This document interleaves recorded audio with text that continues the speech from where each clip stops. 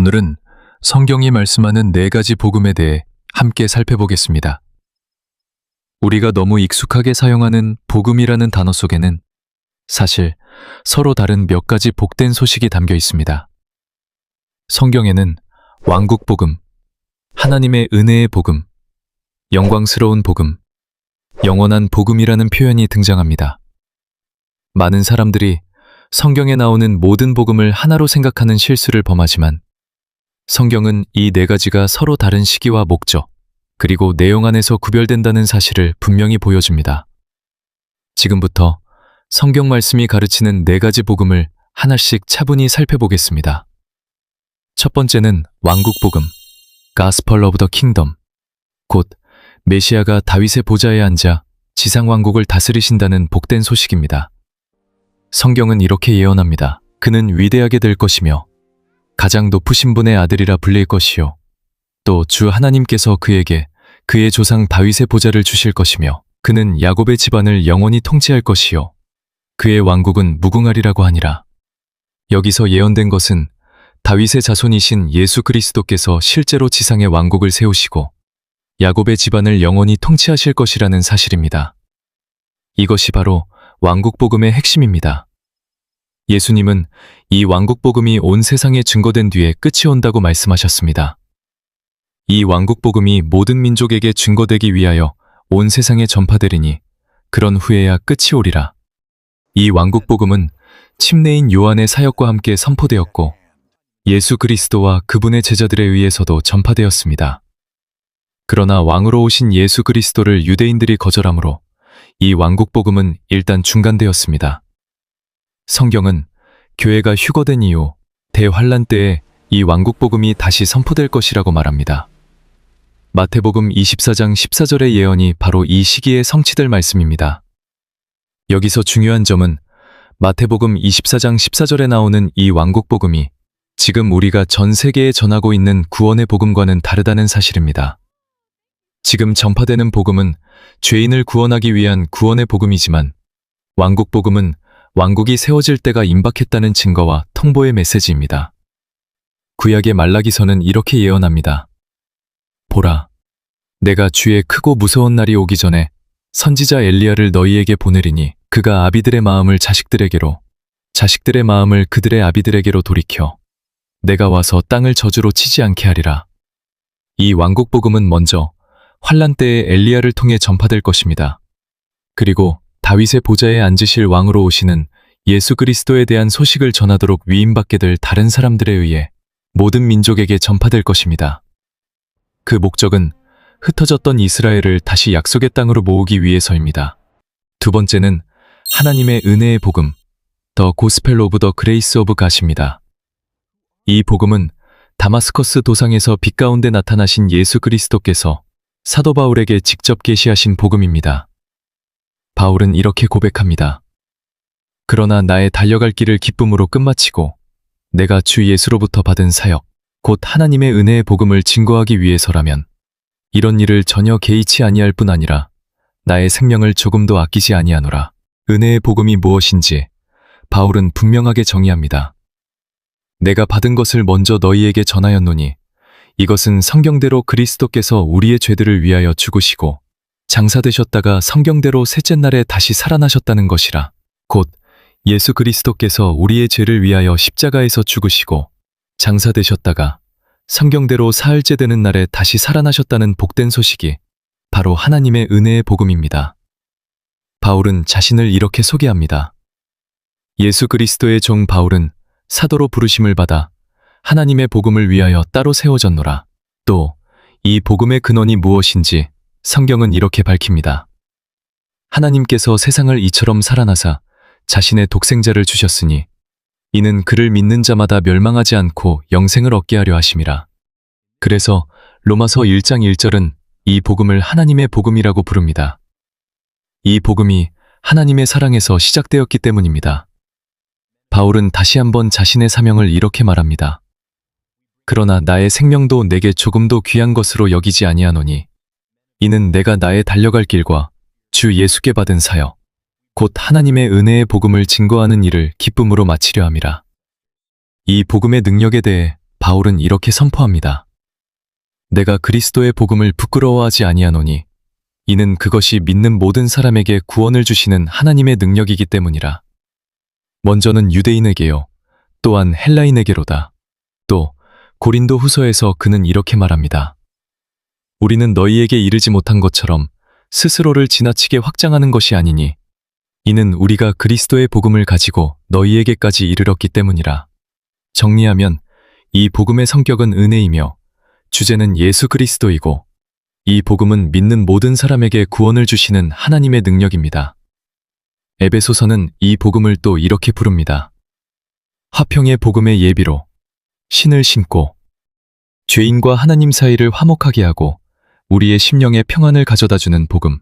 그것이 바로 하나님의 은혜의 복음, 곧 화평의 복음입니다. 세 번째는 영광스러운 복음, The Glorious Gospel of Christ, 곧 바울의 복음입니다.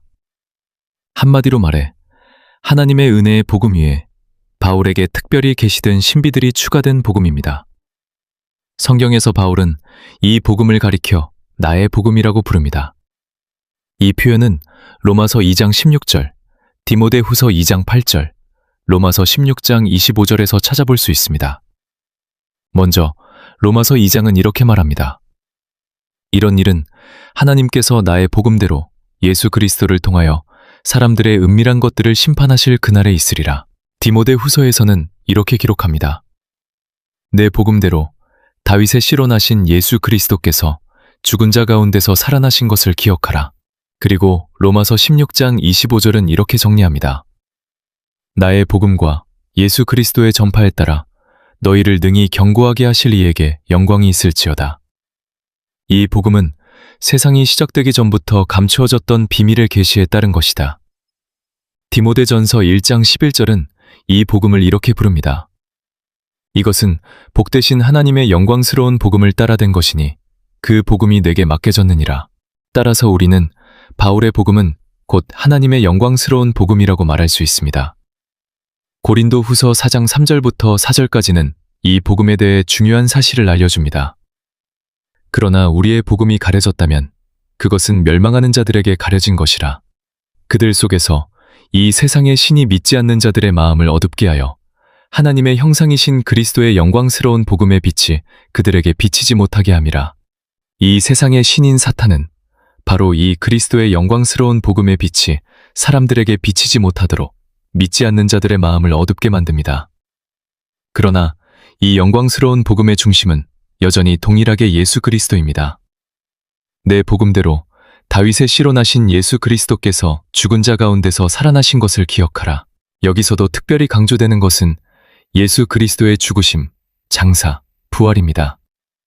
즉, 바울의 복음은 내용의 기초에서 하나님의 은혜의 복음과 동일한 토대 위에 서 있습니다. 다만 그 위에 하나님께서 바울에게만 특별히 계시하신 신비가 더해집니다. 대표적인 신비는 다음과 같습니다.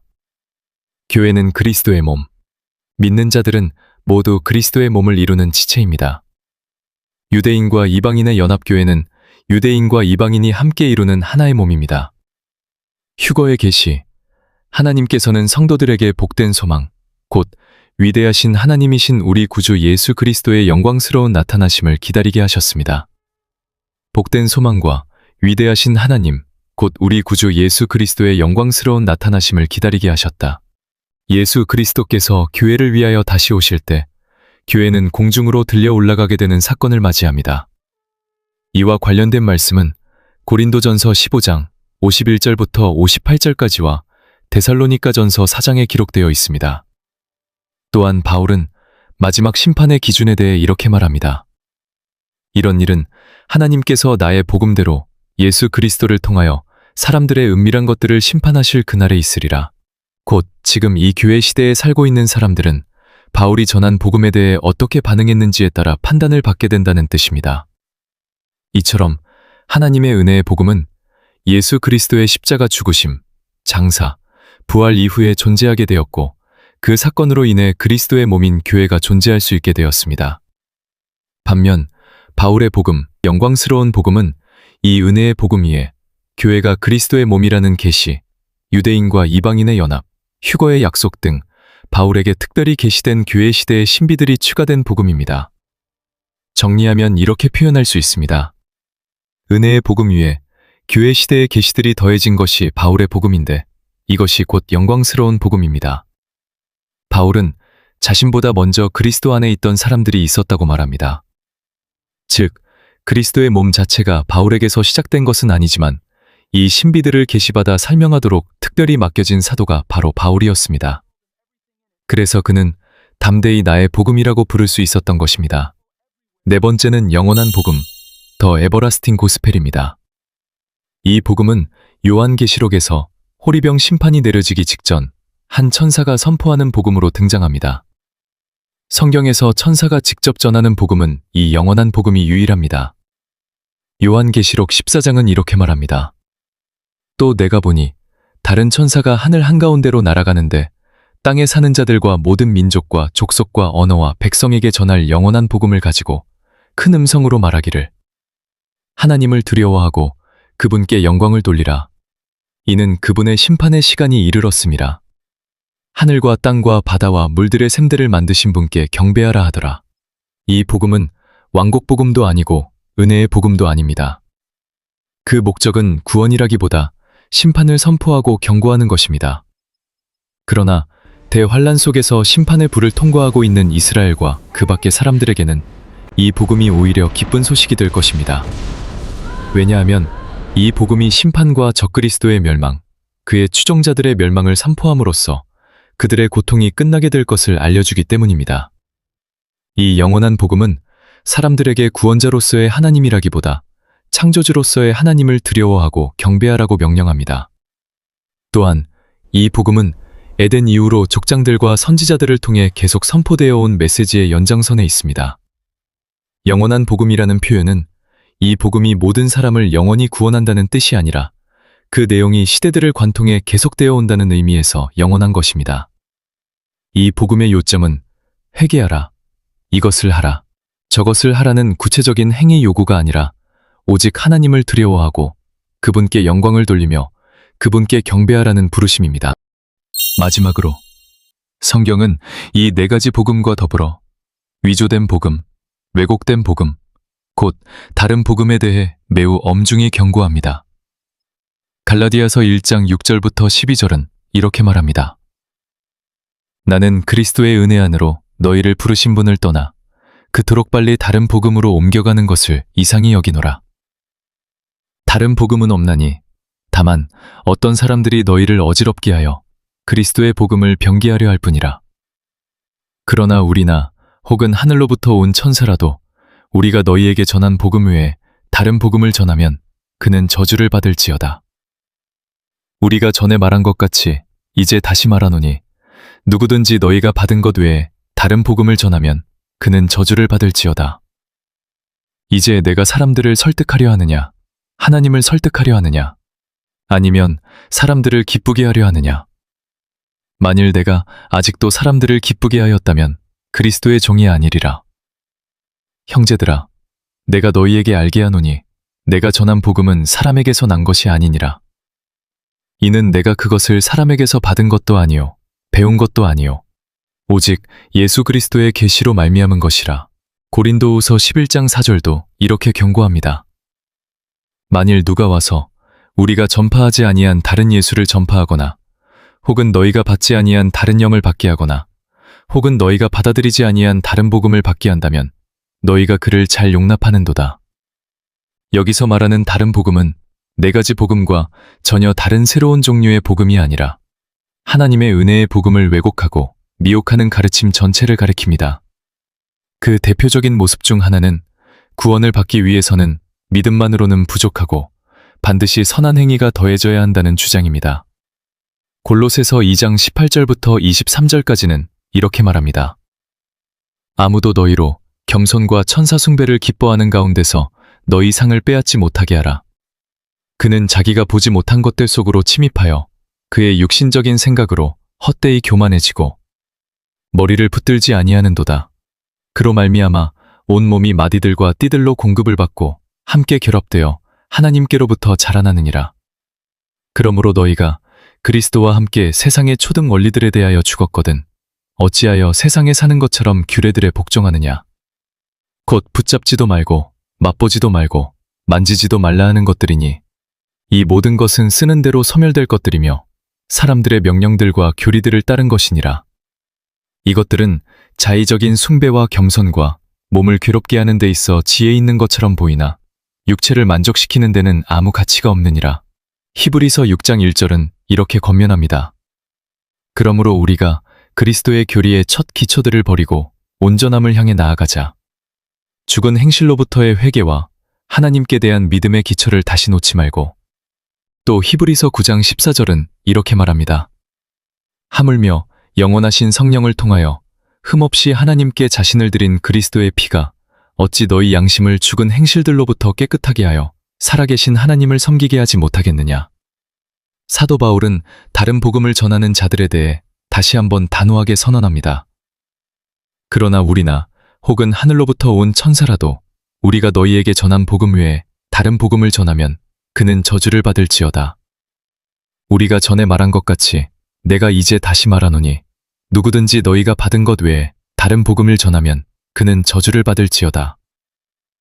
복음의 메시지와 그 적용 시기를 분별하지 못하면 반드시 혼란과 잘못된 가르침이 뒤따르게 됩니다. 그래서 성경은 참된 복음과 다른 복음을 분별하라고 강하게 경고합니다. 오늘 우리는 성경이 가르치는 4가지 복음을 함께 살펴보았습니다. 왕국복음은 침례인 요한과 예수 그리스도 그리고 12제자에 의해 먼저 선포되었고 유대인들이 메시아이신 예수 그리스도를 거절함으로 인해 일시적으로 중단되었다가 교회가 휴거된 이후 대환란 시기에 다시 전파될 복음입니다. 이 왕국복음이 모든 민족에게 증거된 뒤에야 비로소 이 세상의 끝이 오게 됩니다. 이 복음의 내용은 메시아이신 예수 그리스도께서 다윗의 보좌에 앉아 지상 왕국을 실제로 세우시고 다스리신다는 소식입니다. 하나님의 은혜의 복음은 이방인들을 위하여 세움받은 사도 바울에게 최초로 분명하게 계시되었으며 그가 전 생애를 걸고 증거한 복음입니다. 이 복음의 핵심은 입술로 예수 그리스도를 주라 시인하고 그분의 십자가 죽으심과 장사 그리고 부활을 마음으로 믿기만 하면 누구든지 구원을 얻는다는 사실입니다. 곧 죄인을 구원하시는 하나님의 능력이요 값없이 주어지는 은혜의 복음이며 하나님과 화목하게 되는 화평의 복음입니다. 그 은혜의 복음 위에 교회가 그리스도의 몸이라는 사실과 유대인과 이방인이 한 몸 안에서 연합되었다는 진리, 그리고 공중으로 들려 올라가게 될 휴거의 소망과 같은 교회 시대의 신비들이 더해진 것이 바로 바울의 복음, 영광스러운 복음입니다. 이 복음은 바울이 나의 복음이라고 부를 만큼 특별히 그에게 맡겨진 계시이며 하나님께서 마지막 날에 사람들의 은밀한 것들을 나의 복음대로 심판하신다고 선언하신 바로 그 기준이 되는 복음입니다.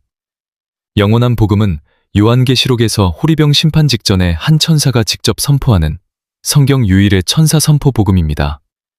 이 복음은 왕국 복음도 은혜의 복음도 아니며 사람을 구원으로 초청하기보다 임박한 심판을 선언하고 창조주 하나님을 두려워하며 경배하라고 부르는 메시지입니다. 대환란 속 이스라엘과 그 시대 사람들에게는 적그리스도와 그의 추종자들의 멸망과 고통의 종식을 알리기 때문에 역설적으로 기쁜 소식이 되며 에덴 이후 시대를 관통해 이어져 온 내용이라는 의미에서 영원한 복음이라 불립니다. 이 4가지 복음을 바르게 분별하는 일은 우리가 참된 복음 위에 서 있는지 아니면 사람의 전통과 행위주의가 섞인 다른 복음에 미혹되어 있는지를 점검하는 데 결정적으로 중요합니다. 성경이 가르치는 진짜 복음을 굳게 붙들고 다른 어떤 복음도 용납하지 않는 우리가 되기를 소망합니다. 감사합니다.